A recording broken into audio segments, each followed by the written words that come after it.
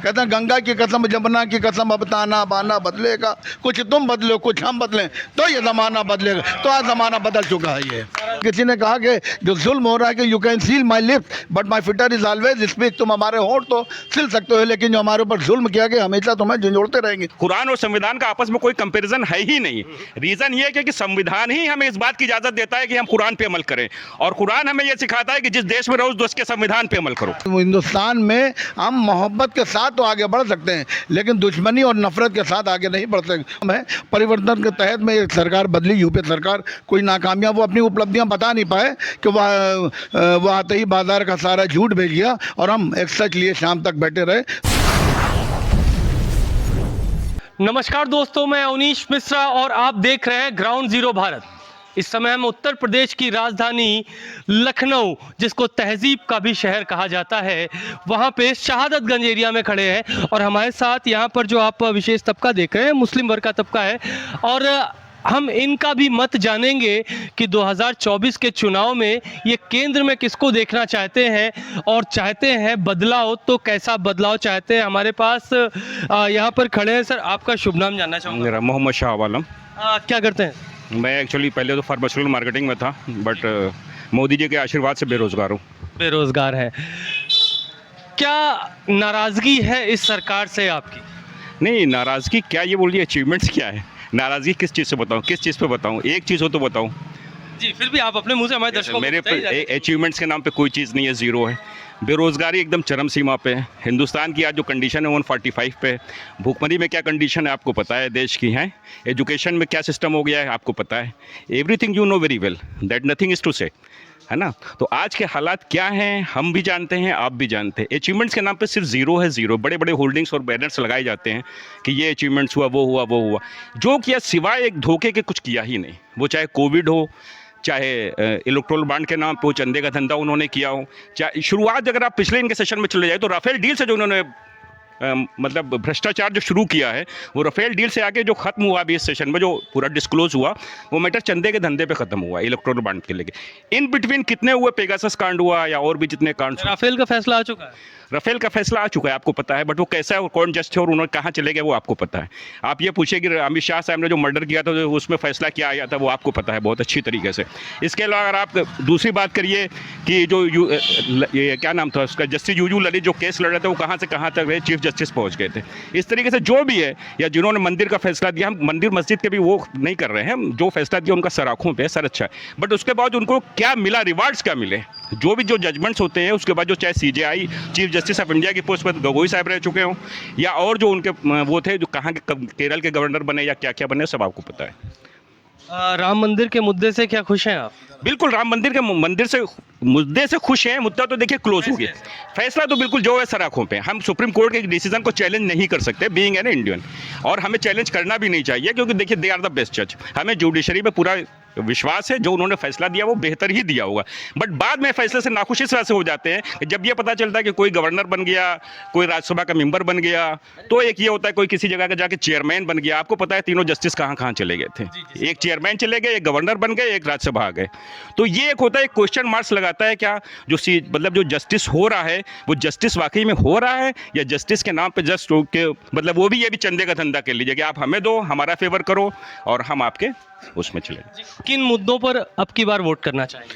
बेरोजगारी, संविधान, जो देश के संविधान पर ख़तरा है उस पर वोट देना चाहेंगे। जो नौजवानों को ये कहा गया था हर साल 15 लाख रुपए जो लोगों के खाते में आ जाएंगे, वो नहीं है। हर साल 2 करोड़ लोगों को रोज़गार दिया जाएगा, वो नहीं दिया गया। व्यापार बद से बदतर हो गया है। और रही बात देश की एकता अखंडता, इसको इन्हीं ने तार तार कर दिया। जो हमारा ये मुल्क, हिंदुस्तान मुल्क 6000 साल पुराना, जहाँ की जिस समृद्धि और संस्कृति है, उसको तार तार करने का ये लोग कोशिश कर रहे हैं, लेकिन असफलता इनके कदमों के ऊपर गिरती रही, लेकिन ये सफल कभी नहीं हो पाए। और रही बार इस बार आपने चुनाव में पूरा इस बार देश की 145 करोड़ जनता, इन गूंगी बहरी जो सरकार इस वक्त भारत चल रही है, एनडीए सरकार, इनके खिलाफ वोट कर रही है। इस बार कोई नेता नहीं लड़ा, बल्कि जनता वर्सेस एनडीए की लड़ाई हो रही है। आपने एक बात बोली कि संविधान प्रथम है, कई लोग ऐसे हैं, नेता वर्ग के लोग, जिनको जो कहते हैं कि संविधान से पहले कुरान है। इसको लेकर आपकी क्या राय है? देखिए, धर्म और संविधान दोनों में अलग है। वो हमारी आस्था हो, ये हमारा विश्वास है, तो दोनों में टकराव नहीं होना चाहिए। कुरान जो है हमें बताता है कि सही और गलत क्या है, इंसानियत मानवता सिखाता है, और संविधान हमें बताता है कि किस तरह से आपको समाज में रहना है, समाज के खिलाफ आप नहीं जा सकते। और ये लेकिन ये जो इस वक्त जो मुखिया इनके हैं, आदरणीय नरेंद्र दामोदर मोदी साहब, अमित शाह साहब, चाहे योगी जी हों, तो ये लोग सिर्फ और सिर्फ झूठ की इमारत तैयार कर रहे हैं। लेकिन वहीं पे एक नौजवान है जो किसी तारीफ या परिचय का मोहताज नहीं है, जिसने 6,500 किलोमीटर यात्रा करके, भारत जोड़ो यात्रा करके दिखा दिया है कि हिंदुस्तान में हम मोहब्बत के साथ तो आगे बढ़ सकते हैं, लेकिन दुश्मनी और नफ़रत के साथ आगे नहीं बढ़ सकते। उनका नारा था कि नफ़रत के बाज़ार में मोहब्बत की दुकान खोलने का। तो आज ये देख रहे हैं हर कम्युनिटी के लोग यहाँ पर मौजूद हैं, और ये चाहते हैं कि देश में एकता अखंडता हो। हम हिंदू भाई के साथ जिस तरह से होली दिवाली हम लोग मनाते थे, ईद बकरीद मनाते हैं, होली में हम लोग जाते हैं, गुजिया खा के आते हैं, वो लोग हमारे क्या आते हैं, सिवई खा के आते हैं। लेकिन इन्हें बहुत कोशिश की लड़ाने की, लेकिन वो मुतमईन है कि पत्थर पिघल नहीं सकता, और हम बेकरार हैं आवाज़ में असर के लिए। हमें यकीन था, है और रहेगा कि हम हिंदुस्तान को मजबूती के लिए आगे बढ़ते रहेंगे। और इस बार पूरे देश में कांग्रेस गठबंधन, जो इंडिया गठबंधन है, वो पूर्ण प्रचंड बहुमत के साथ आ रहा है। कहते हैं कि तू इधर उधर की बात, जनता कह रही है कि तू इधर उधर की बात ना कर, तू ये बता के कारवां लुटा है क्यों। हमें रहजनों से गिला नहीं, तेरी रहबरी का सवाल है। 10 साल पहले आपने जो वादे किए थे वो कहाँ गए? आपने कहा मैं गैस के दाम कम कर देंगे, लेकिन गैस के दाम उस वक्त 350 और 400 रुपये सिलेंडर था, आज 1000 और 1200 रुपये में हो गया। आपने कहा डीजल की कीमत हम कम कर, जबकि उस वक्त जिस वक्त यूपीए सरकार थी, उस वक्त $150 कच्चे तेल की कीमत थी, लेकिन उस वक्त इन्हें कांग्रेस ने 70 रुपये में बेचा।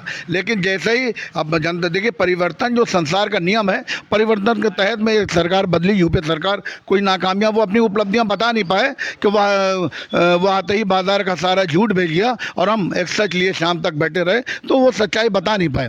तो इस वक्त ज़रूरत इस बात की है, जो हमारे पेंशनधारी, उनका आपने पेंशन ख़त्म कर दिया। उज्ज्वल योजना है, जो हमारे जो फौजी भाइयों की योजना है, उसमें आपने कहा 26 साल 28 साल नौजवान पढ़ाई लिखाई करके इधर से कर्जा उधर से कर्जा लेकर शिक्षा प्राप्त करता है। उसके बाद फौज में जब दाखिल होता है, उसकी एंट्री होती है, उसके बाद उनको दे दिया गया, ऐसा है कि 4 साल सिर्फ आपको नौकरी का मौका दिया जाएगा। आप ये देखिए, 26 और 27 साल का नौजवान को 4 साल के बाद रिटायर किए दे रहे, और 75 साल का आदमी कह रहा हमें एक और मौका दे दिए। यह अनजस्टिस है, और यह अब हिंदुस्तान के अंदर आपकी जानकारी थोड़ा करेक्ट है। 4 साल के बाद उन लोग का एक पेपर और करवाया जाएगा। अग्निवीर की आप बात कर रहे थे, उस पेपर में जो लड़का योग्य होगा वो आगे बढ़ेगा, उसके बाद सरकार जो बचे हुए लड़के उनको अन्य योजनाओं का लाभ देगी। नहीं, ऐसा नहीं है। वो सिर्फ चीज़ों को, कहीं कोई ब्लैंक पेपर है, उसको ला के दिखा रहा, बाकी कहीं आप एक मिनट सर प्लीज। रीज़न ये है सर, आपको पता है, आप पत्रकार हैं, बेहतर तरीके से जानते हैं, अग्निवीर योजना जो आई है, उसमें सपोज जो आप बात कह रहे हैं वो पार्शियली सच है। उसमें जो लोग 100 लोग सपोज एम्प्लॉय हम लोग हैं, उसको अप्लाइड कर रहे हैं, हम लोग 100 अग्निवीर हैं, तो उससे मात्र 25% का वो रिक्रूटमेंट करेंगे जो आप बता रहे हैं। बाकी रेस्ट ऑफ जो 75 वो बेरोजगारी हो जाएगा, वो जाके अडानी या अंबानी का चौकीदारी करेगा, इसके अलावा कुछ नहीं करेगा। एक चीज़ मैं और थोड़ा सा ऐड करना चाहेंगे, जो हमारे नेताजी मेहंदी हसन साहब ने कहा, जो आपने बात कुरान और संविधान की कही, तो उसके बारे में थोड़ा सा इंप्रूव कर, जो देश को गुमराह किया जा रहा है। कुरान और संविधान का आपस में कोई कंपैरिजन है ही नहीं। रीजन ये है कि संविधान ही हमें इस बात की इजाजत देता है कि हम कुरान पे अमल करें, और कुरान हमें यह सिखाता है कि जिस देश में रहो उस देश के संविधान पे अमल करो। ठीक है, तो इस वजह से कुरान और संविधान का कोई आपस में नहीं है, दोनों एक दूसरे के वो हैं, पूरक हैं जिसको बोलते हैं, और दोनों ही एक दूसरे चीज की इजाजत देते हैं। तो संविधान अपनी जगह सर्वोपरि है और कुरान अपनी जगह सर्वोपरि। जो धर्म और मजहब के नाम पर भिड़ाते रहते, लड़ाते रहते, उनके लिए बहुत बड़ा संदेश है।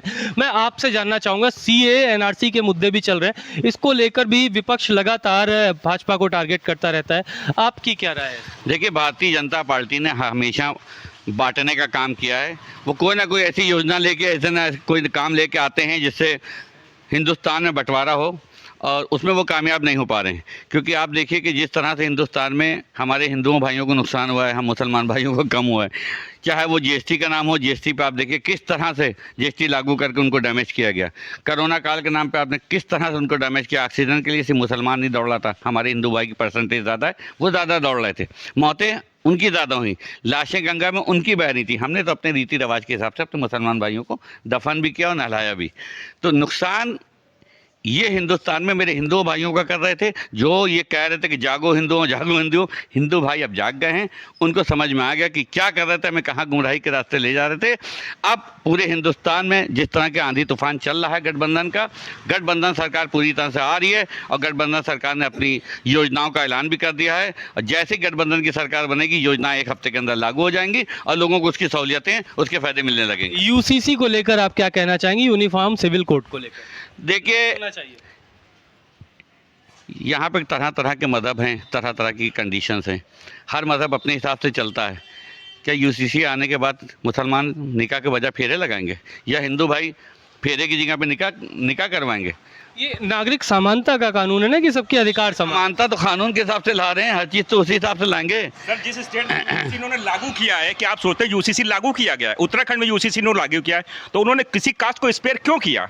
जब यूसीसी मतलब हो गया uniform civil code, it means either I am Hindu और मुस्लिम और क्रिश्चियन और सिख और ईसाई और ज्यूज, इट्स फॉर एवरीवन।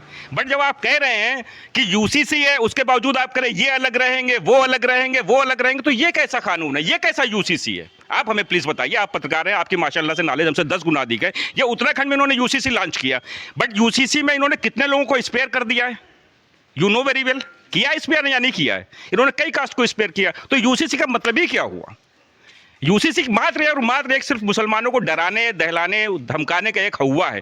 बाकी हमें पता है यूसीसी इज इम्पॉसिबल, वो लॉन्च कर ही लो, इसको इंप्लीमेंट कर ही नहीं सकते, क्योंकि हमारे वहाँ इतनी जातियाँ, इतने वो हैं और सबके अलग अलग रीति रिवाज है, तो ये पॉसिबिलिटीज है ही नहीं। कहने को यूसीसी, अगर आपने उसमें सिख को छोड़ दिया, जूस को छोड़ दिया, या क्रिश्चियंस को छोड़ दिया, या दलित भाइयों को छोड़ दिया, तो कहाँ यूसी, या पहाड़ी भाइयों को छोड़ दिया, तो यूसीसी कहाँ है? मेहंदी हसन साहब कुछ कहना चाह रहे हैं, जी बताइए। देखिए, ये बहुत जल्दबाजी में लिया गया फैसला है, इस पर बहुत जल्दी अमल, इन्हीं ने फैसले तो लिए, लेकिन इसके ऊपर मतलब ज़मीन के ऊपर ये लेके नहीं आए, कि सिर्फ और सिर्फ क्योंकि अपनी नाकामियाँ छुपाने के लिए ये आज कोई कानून का, परसों कोई कानून, नरसों कोई कानून, इनके पास कुछ था नहीं। किसी ने कहा कि जो जुल्म हो रहा है कि you can seal my lips but my fitter is always speak, तुम हमारे होंठ तो सिल सकते हो, लेकिन जो हमारे ऊपर जुल्म किया गया हमेशा तुम्हें झंझोड़ते रहेंगे। अब वो वक्त आ गया 2024 में कि वो जितना जुल्म, जितना अत्याचार किया गया था, जनता निकल आई है, चाहे हमारे हिंदू भाई हों 80%, चाहे मुसलमान भाई हों 20%, ये सब मिल चुके हैं। कहते हैं गंगा की कसम, जमुना की कसम, अब ताना बाना बदलेगा,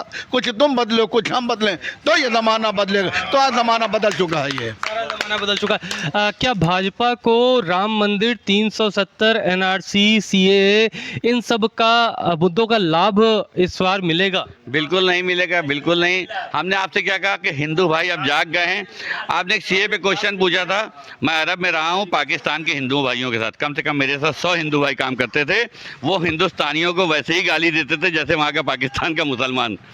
हम बाहर के लोगों के लिए हिंदी हैं, सिर्फ नफरत पैदा करने वाले लोग वहाँ पैदा होते हैं पाकिस्तान में, चाहे वो हिंदू भाई हों और चाहे मुसलमान भाई हों।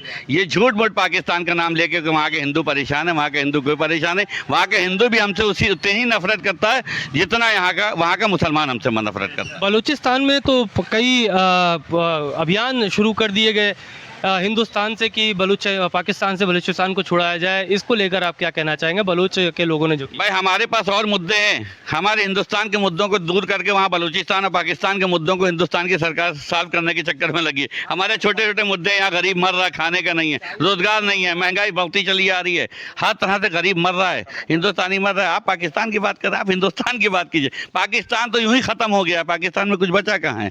पाकिस्तान में कुछ बचा कहाँ है? मैं आपसे जानना चाहूँगा कि आप इस बार किन मुद्दों को लेकर वोट करना चाहेंगे?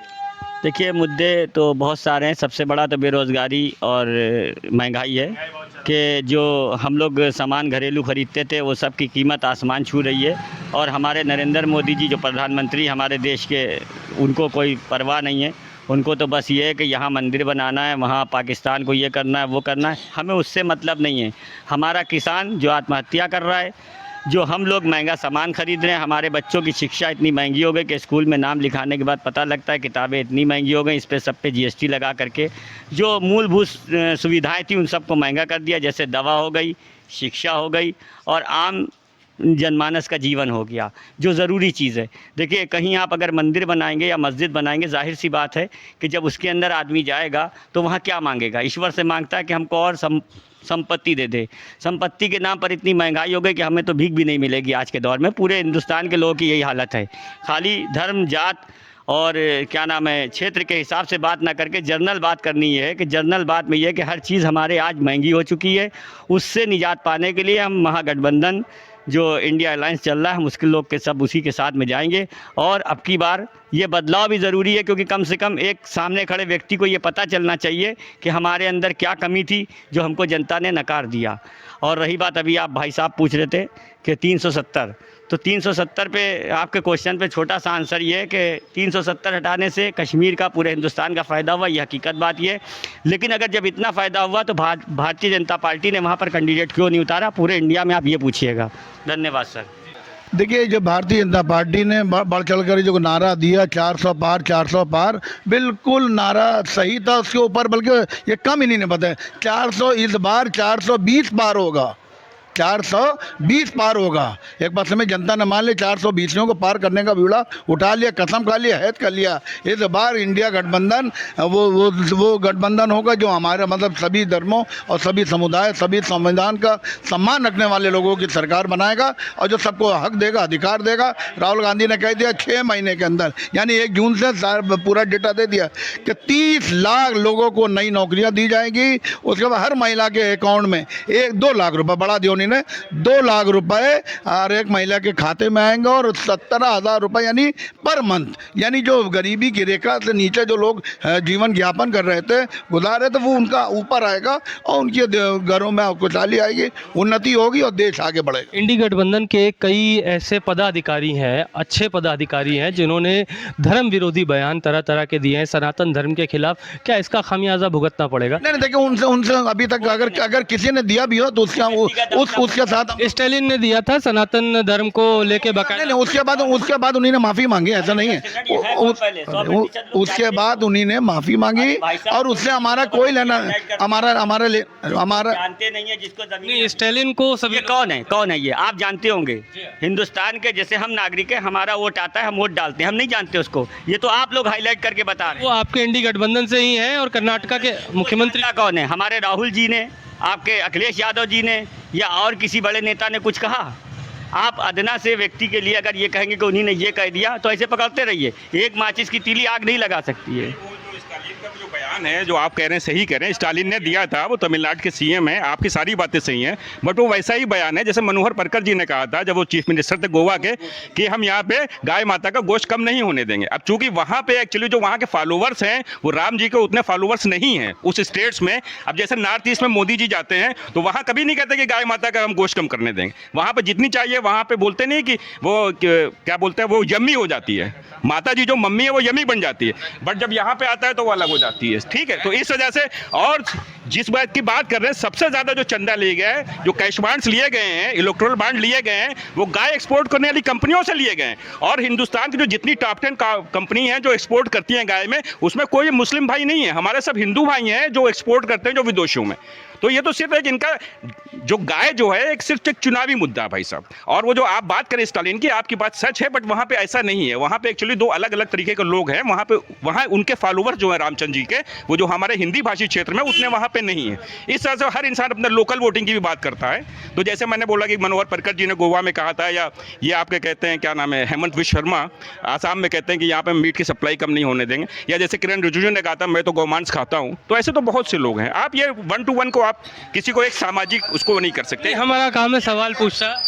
एनडीए की एक और उपलब्धि ये है कि कोविड में जितने भी लोगों को वैक्सीन लगी थी, आज प्रधानमंत्री ने वहाँ से अपना फोटो हटा लिया, ये उपलब्धि है। जबकि जहाँ राशन की दुकानें होती थी, और थैले के ऊपर उनका फोटो लगा, बहुत फोटो उनको लगाने का शौक था। कल जिन्हें शौक था अखबार की सुर्खी बने रहने का, वक्त बीता तो रद्दी का भाव बिकते देखा है। तो आने वाले 4 तारीख के बाद में रद्दी का भाव बिकेंगे। वो यहाँ पर ओवैसी ने भी अपने पार्टी के कुछ प्रत्याशी उतारे हैं, क्या ये वोट बैंक काटने का काम करेगा? देखिए, ओवैसी अब कुछ रहे नहीं यहाँ पर।